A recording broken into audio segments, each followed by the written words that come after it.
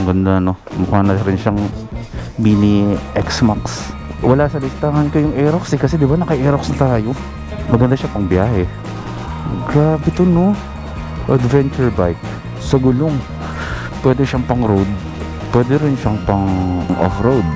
My god. Actually pwede siyang ipasok sa ano, no? Sa NLEX. Pero ano eh, hindi rin siyang pwedeng pang bundok-bundok na natin yan eh.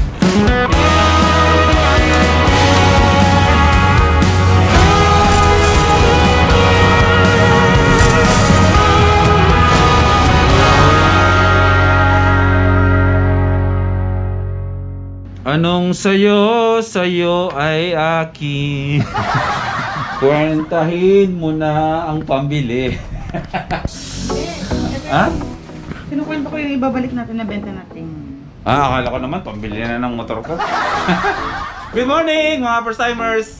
Kahit after lunch na, medyo magdamag ako na na-amaze ako sa pagpunta dito ni Reed. At the same time ay natutuliro ako sa kung anong ipapalit ko kay Madonna. Syempre yung Aerox natin is si Prisha nang gagamit niyan. Ako ngayon ang walang magamit pero hiramin ko muna.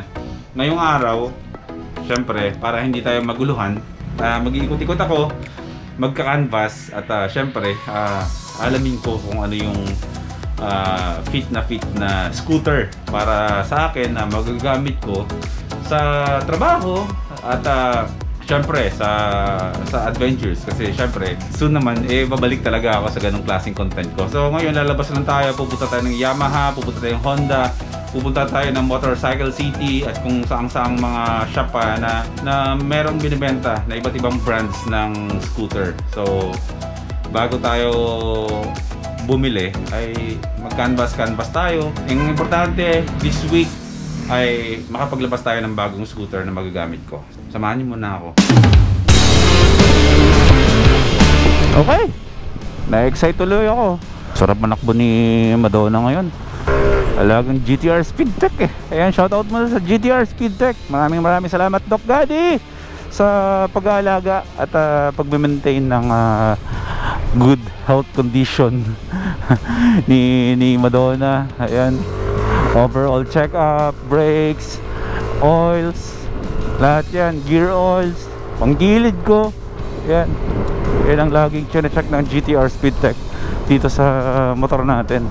Na-excite na ako.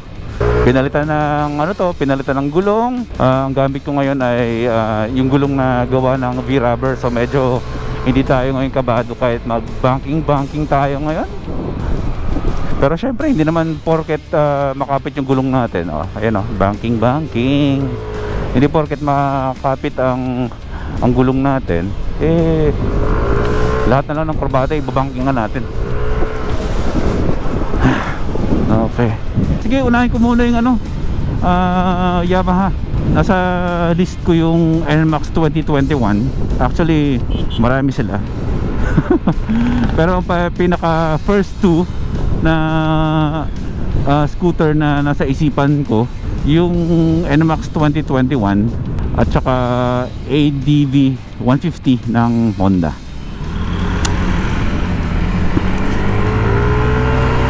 Tatanong na natin kasi may mga napanood na ako ng mga features ng mga motor na yun. Actually lahat yan.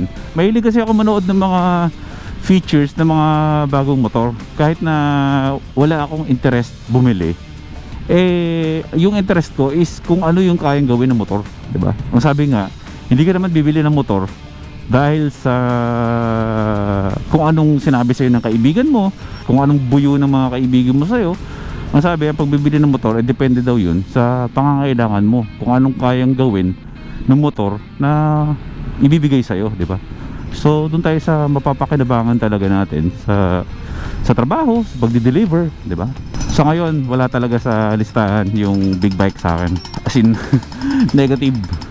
Syempre pag big bike puro NLEX ang dadaanan natin. Medyo speed devil din ako. So mangyayari niyan, puro bilis lang gagawin ko sa NLEX. Real talk yun, masarap mag NLEX. Pero kapag nagta-travel, tulad kong moto adventures naman ang ginagawa ko, mas na-enjoy kung dumaan sa mga national roads. Kasi marami nangyayari, di ba? Marami kang natutuklasan, marami kang nakikitang bago. O May ADV dito oh. Diyos ko, nagpaparamdam ang ADV sa akin. So wait lang, maghanap lang ako ng pwedeng pagparkingan natin, no? Tapos pasok tayo dito sa Yamaha. May kumakaway-kaway dito eh. Hello. Titingin-tingin lang ako. Park muna natin dito. Hindi ko natatanggalin yung helmet ko para hindi mahalatang nagbablog-vlog tayo. Vlogger eh, diba? Vlogger. Okay, pasok tayo sa Yamaha. Pambihira yung ADV. Solid, no? Pasok na tayo naka-helmet. Okay, tingin lang tayo. Hello. Hello. Hindi ko natatanggalin yung helmet ko ha. Ha? Ha? Oo, okay ka. Kaya dito ako pumunta para ano eh, naghahanap nga ako. Actually nagka-canvas pa lang ako eh, kung anong pwede kong ipalit sa motor ko. Anong kulay ba sir? Or ABS or non-ABS? Siguro mas maganda kung naka-ABS na. Siyempre, kasi yung Aerox ko dati hindi naka-ABS yan eh. Para maranasan ko naman, ito yung bagong NMAX. Non-ABS. Pero non-ABS po ngayon. Tapos sa yun po, yung isang kulay ng ABS. Oo. Ito may blue yung gulong, no? Ito yung non-ABS. Bagay na bagay sa akin to. Wala na ako sa ABS eh. So, yung corny. Ang ganda. Hindi, natignan ko naman na yung features nito. Pag cash po, pag ABS, 144,500. With ABS yun, 144. Yes.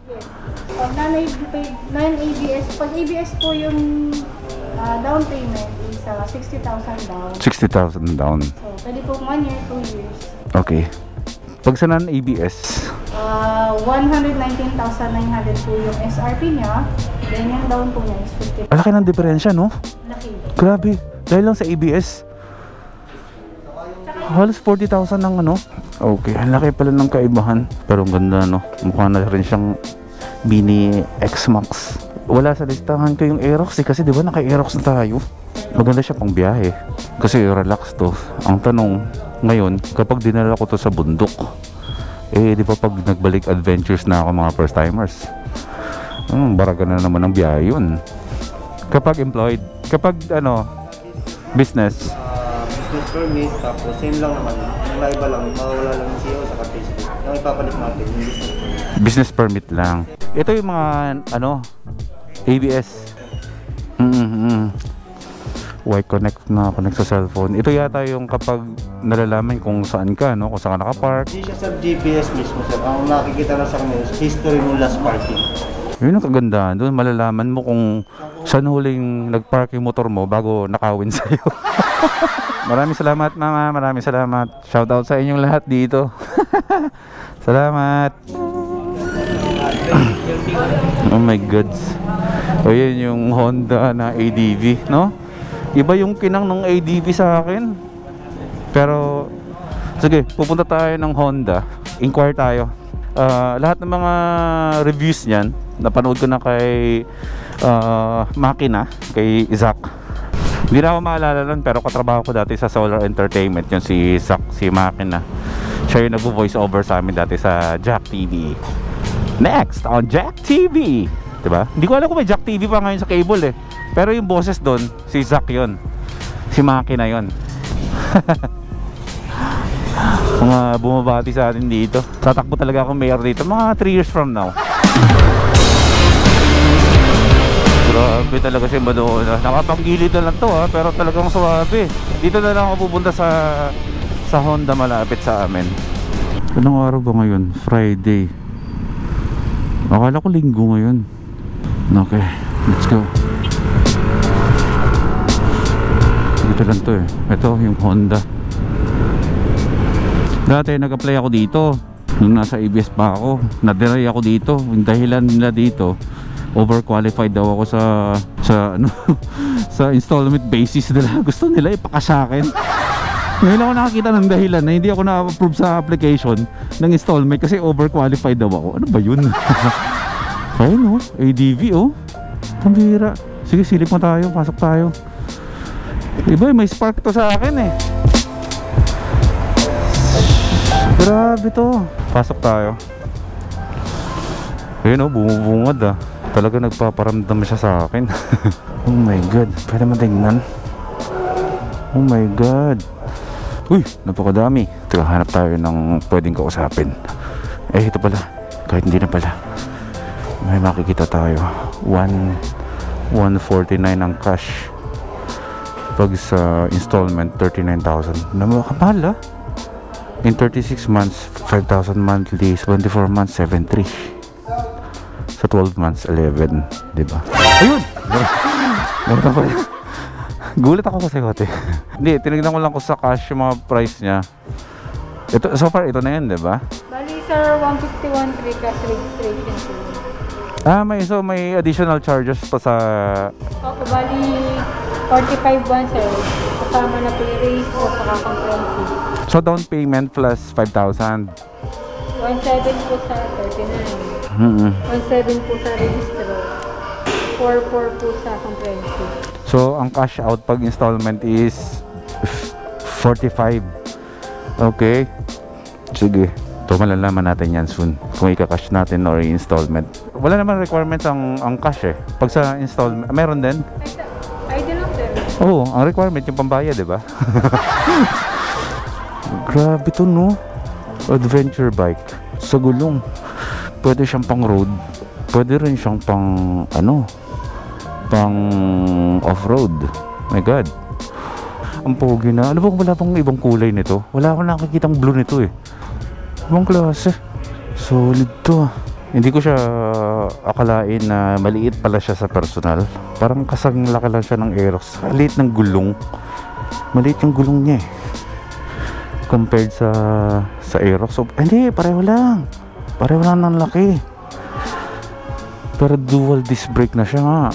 Grabe no. Sana walang blue nito eh. Pero if ever man ito yung piliin ko, papakulayin ko ng blue to. Gagawin kong blue to para ako lang merong ADV na blue. Para pag nakita niyo ako sa daan, pag nakita ko ng kulay blue na ADV, ako yun, di ba? Hingi ka kayong sticker ngayon sa akin. Siyempre ako, wala ako dalang lagi sticker eh. Hindi ko yan mabibigyan. Or siguro ipa-decals natin. Or dito sa loob, palagyan natin ng boy pin na nakasulat na ganyan. Ito merong spark sa akin to. Ganda. Okay. Salamat. Lang. Alam naman natin kapag installment, halos kalahati yung kinikita, yung tubo. Ka-excite. Pero ikumpara mo yung NMAX 2021 sa ADV. My God, parang mas angat yung ADV sa ngayon sa akin. 'Di ba? Pang deliver yan. Pwede ka maglagay ng helmet diyan. Yung alloy ko na top box na sec, pwede ko ilipat yan diyan. Tapos marami na akong matataling mga helmet diyan. Kapag walang delivery at magbablog ako, ayun pa, may ADV na naman. Grabe si ADV ah. Babaramdam ah. Okay, last one. At least meron tayong pangatlong option. Punta tayo ng Motorcycle City. Tingin tayo ng ibang brands pa. Gusto nyo mag-Rusi tayo? Yung 175cc 75,000 lang yata ang presyo nun eh. Wheeltech Yamaha. Nakapasok po tayo sa Yamaha eh. Hindi ko rin makonsider yung mga Gravis eh, kasi maliit sa akin. Yung Aerox nga lang, pag nakasakay ako dito, nagbumukhang maliit na motor na scooter sa akin to eh, kasi malaki akong tao eh. 5'9 and a half ako, halos magpa 5'10 ako eh. So kailangan natin na medyo bulky tignan, na kahit pa paano eh, babagay sa height ko. Actually wala naman talaga dapat yun sa requirements kung bibili tayo ng motor eh, pero wala lang, para mas maganda na tignan, na hindi siya magmukhang rollerblade sa akin. Ayan, pasok tayo, tingin tayo kung ano meron dito. Ito na naman, may ADV na naman dito. Ay, ito yung, oh my god, ganito yung box ko. Oh my god. Ay grabe, solid, pambihira. Excited ako. Pero teka lang, pasok muna tayo. Tingin muna tayo dito sa loob. Okay, tingin tayo. Mga CF moto dito eh, GT400. Alam mo, yung sinasabi kong last month, dapat meron na tayong NK400 eh. Ito yun eh. Hello po, hindi na po ako magtatanggal ng helmet po ha. Titingin-tingin lang ako ng actually scooter na NK. Pwede ako magtanong about sa price ng scooter na NK? Magkano ba? NK po. Oo, di ba may scooter type yan? Opo. Bakit 19,800 sir? Magkano po? 19,800 SRP. SRP niya yon. Kapag sa installment basis, magkano ang down payment sa ganun? Dito lang, sa Dakila lang ako. Taga dito lang din. Monthly 43. R6 na yun, Yamaha R6 yun ah. Monthly yan, ay down payment yun sir. Down payment 43,000. Tapos kunwari in 3 years time, 9,508. 9,000 monthly. Wala ka bang nakalabas na pwedeng lapitan? Andun siya sa loob no? Hindi. Pass mo na ako dyan. Alam niyo ba na last month dapat meron akong ganito? Medyo nag-alangan lang talaga ako eh. Anong unit po ang pagkainisan ko? Ha? Anong unit po ang sakaling ko? Mas okay ako na scooter. Oo. Ganito, di isang helmet lang ilalagay mo dyan eh. Di naman pwede pang bundok to eh. Galing na rin ako sa mga ganyan eh. Ano sir yung Saan sa? Gamit ko Aerox. Ngayon nag-iikot ako ng pwede kong idagdag dun sa scooter na pwede, sa motor na pwedeng pag-adventure, pang ganun. Pero ito yung gustong-gusto ko bago ko pinangarap yung R6. Pero nung binalikan ko siya na sabi ko gusto ko, parang may padalawang isip na ako. Oo. Alam fit sa akin to eh. Oo. Dito ang down payment ay magkano? 43 din. Taga Dakila lang ako. Yung shop, yung business namin nasa malapit sa my crossing Malolos. gusto niya apply na natin? Ito, wag. Hindi ko pa kailangan ng big bike. Kawawa sa akin pag inakit ko ng bundok yun eh, nag-adventure ako eh. 'Di ba mga a month ago walang ano dito? Walang kulay blue. White lang sir. Dati white lang, 'di ba? Tapos tumawag ako dito, baka ako nagre-request ako ng kulay blue kasi nga itong motor na mismo na to ang gusto ko. Pero sabi ko nga, pass muna tayo diyan. Doon muna tayo sa pwede natin mahanap buhay. Doon lang yun oh. Yun 'di ba? Yung kulay puti. Actually pwede siya ipasok sa sa NLEX. Pero hindi rin siyang pwedeng pang bundok-bundok natin yan eh. Ang ganda ng kulay ng R3 oh. Mukhang R1 tignan kapag matte black. Wala R3. Huwag mo na yung mga ganyan. Thank you po ha. Maraming salamat. Okay. Napakaganda ng NK no? NK 400. Maganda siya. Yun nga yung sinasabi ko. Gusto ko siya. Gusto ko yung big bike. Pero hindi siya yung motor na kakailanganin ko eh. Pwede tayo maglabas dyan. Pero sayang pera. Doon muna tayo sa pagkakakitaan. Diba? Okay, dito tayo sa shop. Alam ko na. Ramdam ko na. So let's see. Malalaman niya sa mga takdang panahon hindi pala panahon. Sa mga susunod na araw, malalaman niya kung ano yung kukunin nating motor. Ganda ng NK400 no? Pero hindi eh. Gusto ko lang siya pero hindi ko siya kailangan. So, yun lang naman. Dito mga